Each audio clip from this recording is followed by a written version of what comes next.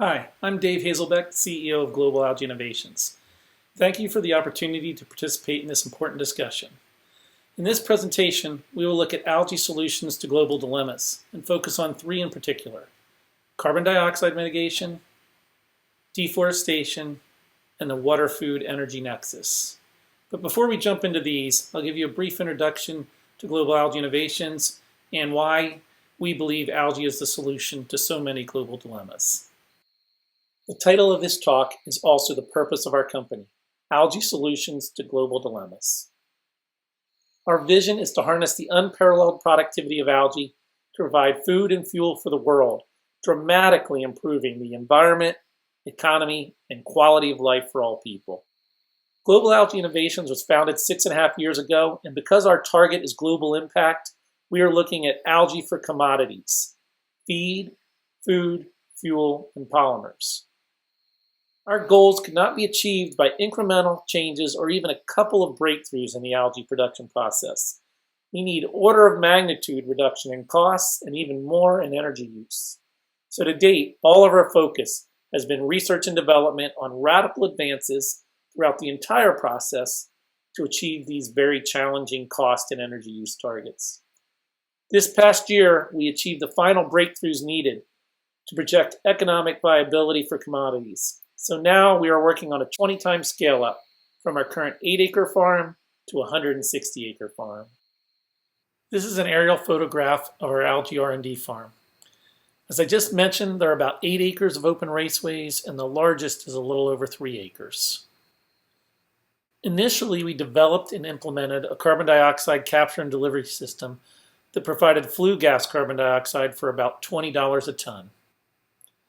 We operated using that system for the first 5 years, taking a slipstream of flue gas from the adjacent power plant to provide the carbon dioxide needed for algae cultivation.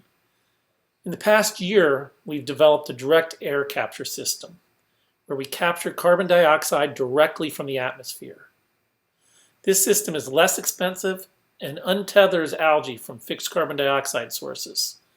So we've moved to this method as our primary approach for carbon dioxide supply for R&D at the farm. Algae is the solution to so many global dilemmas because it offers unprecedented gains in productivity for agriculture. Looking at the chart, the y-axis is protein yield in metric tons per hectare per year, and the x-axis is oil yield in gallons of gasoline equivalent per acre per year. All conventional and non-conventional crops fall in the lower left quadrant, with modest oil productivity and very low protein yield. The demonstrated productivity for algae, illustrated by the green points, is in a totally different realm from other crops. And algae is a nascent industry, so we're just getting started on things like breeding and other techniques. So the potential of algae is even greater, as illustrated by the red point in the upper right-hand quadrant.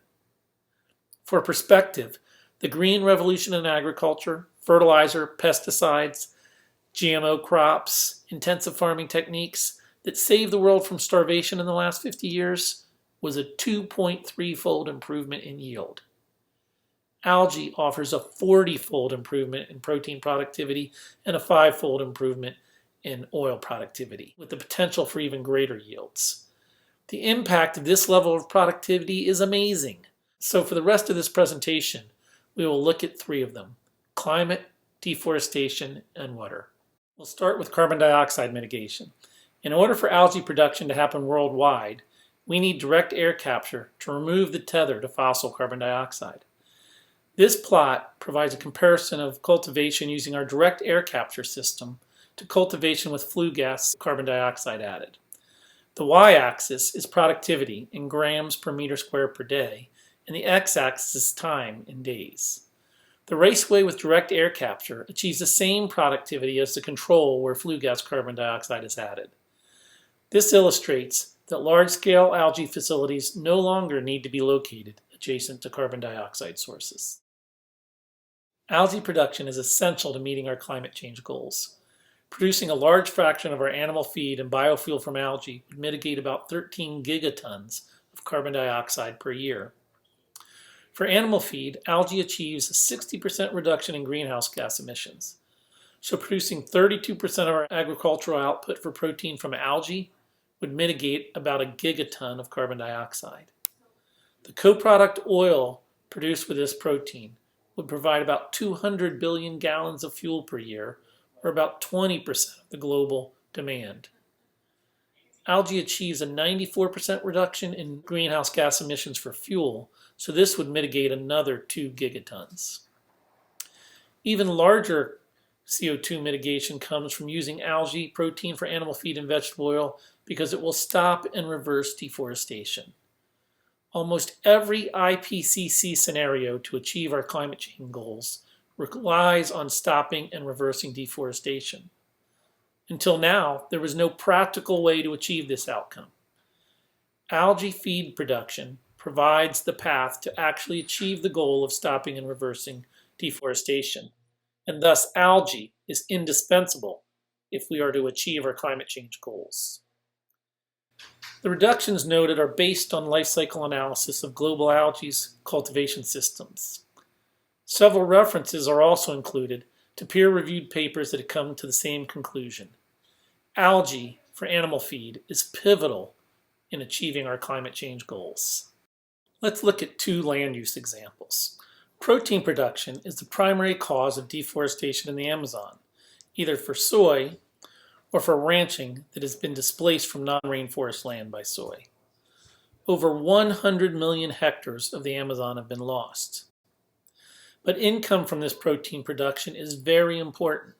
So despite major efforts to slow the rate of deforestation, it's actually been increasing in recent years. Building 400 algae farms could solve this problem, enabling restoration of all of the Amazon rainforest while producing more protein, generating more income, and creating high-quality jobs for Brazil and other South American countries. This is possible because algae is so much more productive than other crops. The chart illustrates the land required to produce protein from different sources. The units are meters squared of land required to produce 1 kilogram of protein. What becomes immediately obvious is that algae is in a whole different order of magnitude from other plants and animals. And this is why building algae farms could lead to the restoration of the entire Amazon rainforest. In Southeast Asia, palm oil is the primary cause of deforestation. Palm oil is the most commonly produced oil in the world because it has the highest productivity and lowest cost. As a result, over 18 million hectares have been deforested. Demand is expected to quadruple, so rainforest destruction in Southeast Asia will quickly become on par with destruction of the Amazon. On the other hand, palm plantations have been important in eradicating poverty and enabling education, so there's no easy answer to slow this deforestation. The chart illustrates that palm oil is 5 times more productive than other land plants for vegetable oil. However, algae is 25 times more productive than other land plants and 5 times more productive than palm, so algae could be the solution. How could algae be used to restore the rainforest in Southeast Asia? Oil palms have a limited lifespan of about 25 years before they need to be replanted. Since much of the boom in oil palm began earlier this century, these plantations will begin to need to be replanted in the next 5 or 6 years. If algae were installed to replace palm plantations as they reach their lifespan, we could restore the rainforest over the next 25 years through the natural cycle of palm plantation replacement. Algae would provide more vegetable oil to meet the growing demand and generate more income. Algae farms would also create high-quality rural jobs, so as the populace becomes more educated, they have local high-paying jobs. And since high-quality protein meal would be produced along with the oil, the protein meal could be used to support a large sustainable aquaculture industry, further improving the local economies. Aquaculture is already a major industry in Southeast Asia, and FAO estimates the demand for aquaculture is going to triple. So this is an ideal use of the protein co-product. Finally, let's look at water use. Agriculture accounts for 70% of our water withdrawals, and agricultural runoff is a leading cause of global water impairment. As illustrated, water use by crops goes primarily to transpiration to keep the plants cool. Plus, a substantial amount of water is lost via percolation into the soil and runoff. Evaporation from algae raceways is typically about 30% higher than transpiration, but algae farms have no losses from percolation or runoff. As a result, the water use per acre for crops and algae is similar. However, algae produce 40 times more protein per acre than other crops, so algae farms use 93% less water for protein production. What does this water savings mean in a practical sense? Let's look at the Colorado River as an example. The historical flow in the river is about 5 trillion gallons of water per year. Of this flow, 4.2 trillion gallons is diverted for agriculture, primarily alfalfa and hay, and the rest is used by industry and households. As a result, the Colorado River did not reach the sea from 1998 until 2014, and now a small amount reaches through purchases of water rights, but it is a tiny fraction of the historical flow. If we build just 8 commercial-scale algae farms to replace alfalfa, then we could leave 2 trillion gallons per year of water in the Colorado River while generating more income, the same amount of protein feed, and freeing up 2 million acres of land.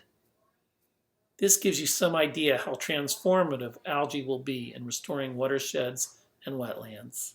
In summary, the scale-up for algae commodities is starting, and it needs to happen quickly because algae is the solution for many global dilemmas. Lastly, I'd like to thank the U.S. Department of Defense and especially the U.S. Department of Energy and the BETO algae team for supporting this technology development. Of course, all of the thoughts and conclusions in this presentation are global algae's and should not be interpreted as official positions or policies of the U.S. government. Thank you.